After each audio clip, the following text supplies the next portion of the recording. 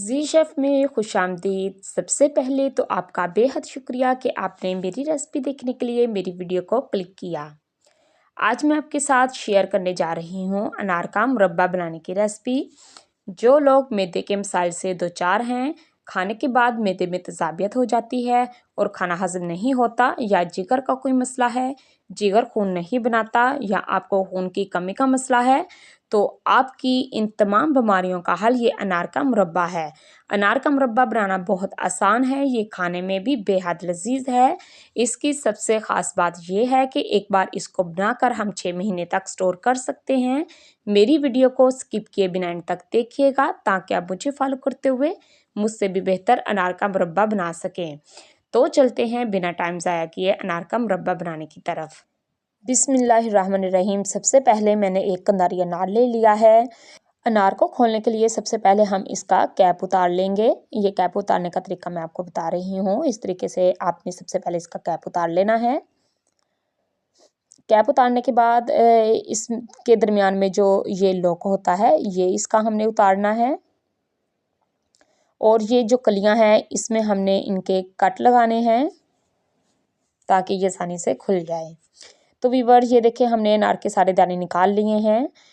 अनार के दानों को हमने अच्छे से साफ़ कर लेना है ताकि इसमें जो अनार के छिलके हैं या कोई भी वाइट पार्ट्स है वो इसके में ना रहे। तो चलते हैं अनार का मुरब्बा बनाने की तरफ। चूल्हे पर हमने पैन रख लिया है और पैन में हमने ये अनार के दाने डाल दिए हैं। 4 खाने के चम्मच हम इसमें चीनी के शामिल करेंगे। फ्लेम को हमने बिल्कुल लो करना है, पानी इसमें हमने बिल्कुल नहीं डालना। लो फ्लेम पर पकते हुए चीनी आस्ता आस्ता मेल्ट होना शुरू हो जाएगी। अगर अभी तक आपने मेरे चैनल को सब्सक्राइब नहीं किया तो प्लीज़ कर ले और साथ लगे बेल आइकन को भी दबा लें और ऑल पे क्लिक भी कर लें ताकि मेरी हर नई आने वाली वीडियो का नोटिफिकेशन आप तक सबसे पहले पहुंच सके। हम इसमें मुसलसल चम्मच चलाते हुए इसे हिलाते जाएंगे जब तक चीनी मेल्ट नहीं हो जाती। तो व्यूअर्स, आप यहाँ देख सकते हैं चीनी मेल्ट होना शुरू हो चुकी है। अभी अच्छे तरीके से नहीं हुई, लेकिन थोड़ी थोड़ी हो चुकी है और थोड़ी रह गई है। याद रहे कि फ्लेम हमारा बिल्कुल लो होना चाहिए। जिस फ्लेम पर हम दम लगाते हैं चावलों वगैरह को, इसी फ्लेम पर हमने ये मुरब्बा तैयार करना है।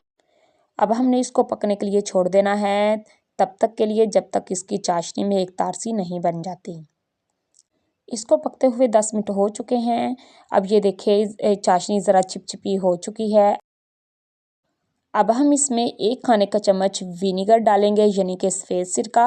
ये हमने इसलिए डालना है ताकि हम इसे 6 महीने के लिए स्टोर कर सकें। विनीगर डालने से ये हमारा मुरब्बा ख़राब नहीं होगा। अब हम इसे मज़ीद 2 मिनट और पकाएंगे। इसे पकते हुए 2 मिनट और हो चुके हैं। अब ये देखिए इसमें एक तार सी बन रही है। अनार का मुरब्बा तैयार हो चुका है। अब हम फ्लेम को ऑफ़ करेंगे और इसे ठंडा करके निकाल लेंगे। माशाल्लाह, सुबहान अल्लाह, ये आप देख सकते हैं कितना डिलीशियस हमारा मुरब्बा तैयार हुआ है। ये देखने में जितना अच्छा लग रहा है, ये खाने में इससे भी कहीं ज़्यादा मज़ेदार है। अब मैं आपको इसे खाने का टाइम और मिक़दार भी बता देती हूँ। आप इसे दोपहर का खाना खाने के बाद रोज़ाना 1 चम्मच खा लीजिए। ये मैदे और जिगर के लिए बहुत फ़ायदेमंद है। 1 हफ़्ते के इस्तेमाल से ही आपको वाज़िया फ़र्क महसूस होगा।